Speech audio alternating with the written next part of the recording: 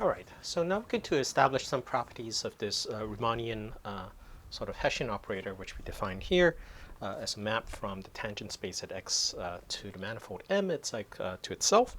Okay, so let me state a proposition.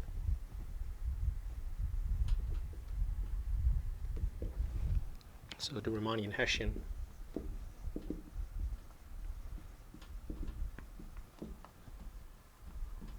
satisfies the following.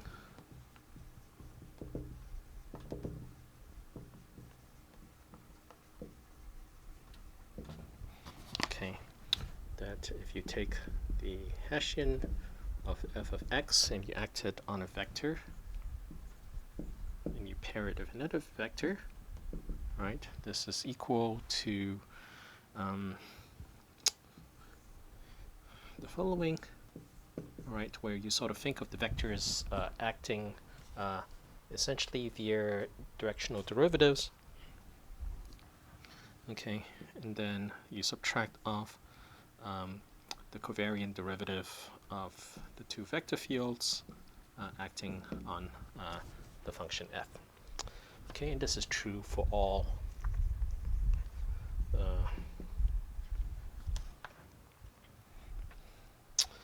okay, so for all it's like vector fields on the manifold M.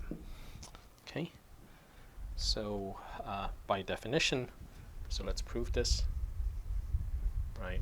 So by definition of the Riemannian sort of Hessian operator, right, we have that Hessian of f of x acting on one vector paired with another vector, right, is equal to the directional derivative. So the covariant derivative, it's like the gradient of f paired with this other vector. Okay, so so there's something special about the Riemannian connection, right? The Riemannian connection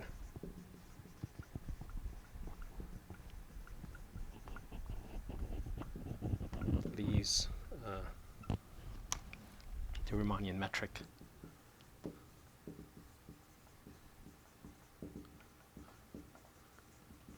invariant. Okay, so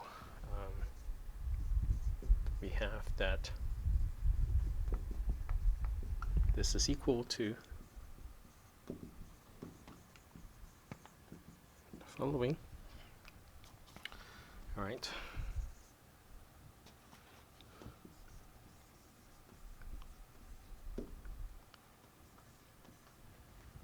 Okay, so basically what I'm saying is that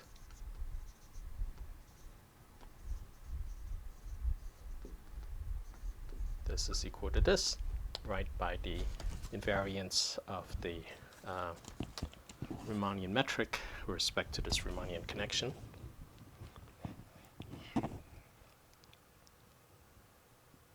Sorry, I'm not done yet.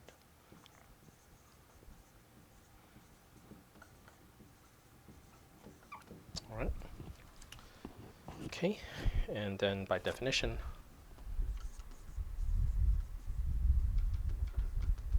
this is nothing more than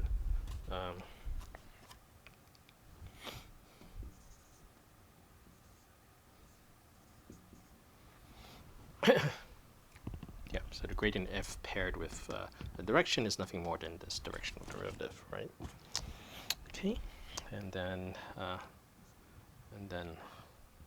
similarly, right, the same thing is true here.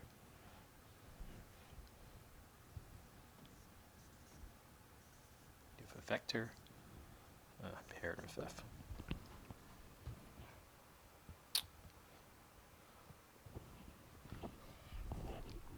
Okay, and that's what the formula is. Okay.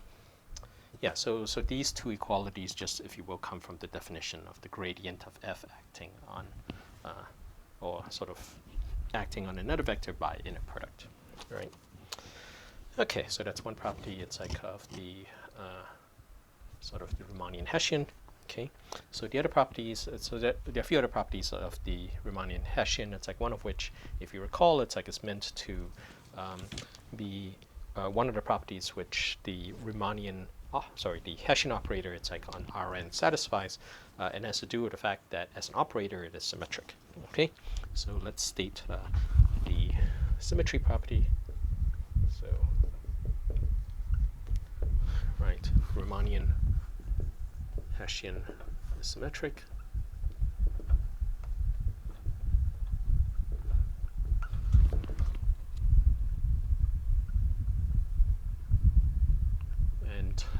And it's always important to realize that when we talk about symmetric or sort of symmetric linear operators, it's always with respect to some sort of inner product. So sort of with respect to the Riemannian metric.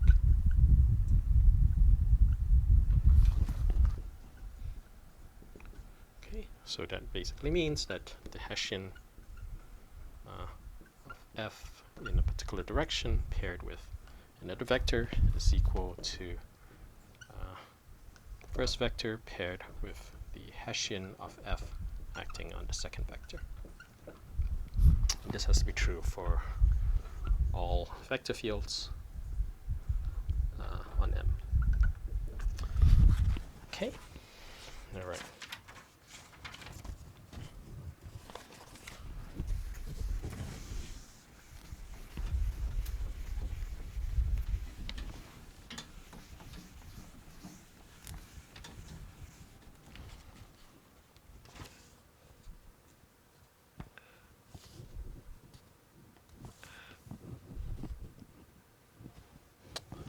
So let's prove this. So by the previous proposition,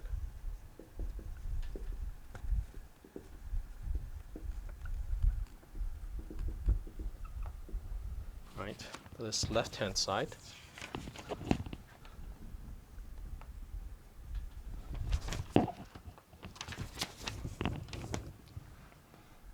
so Hessian of f, right, is equal to the following.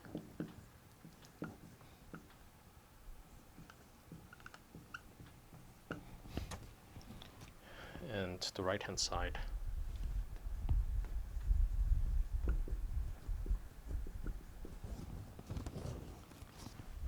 is nothing more than, okay, so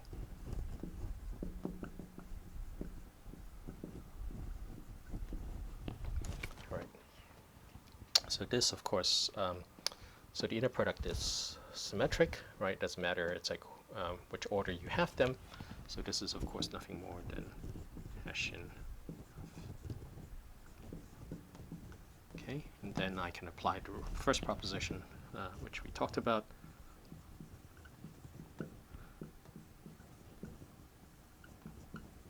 To give you this. Okay, and then okay, so but the Riemannian connection has a symmetry.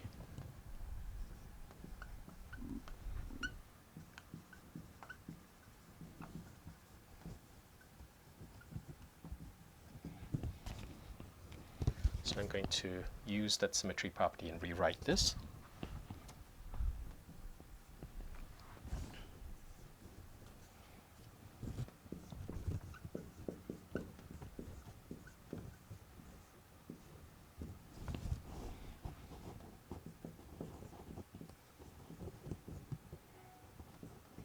So it has to do with the Jacobi-Lie bracket vector fields. There's a term involving that. Then minus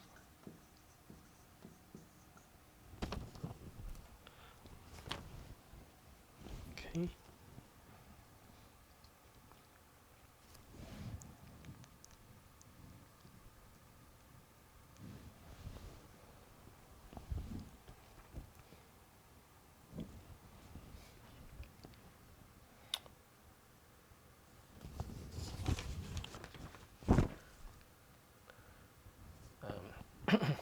All right, let's see.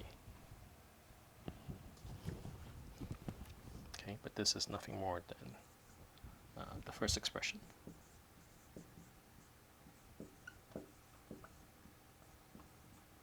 Right, so that proves the result which you want.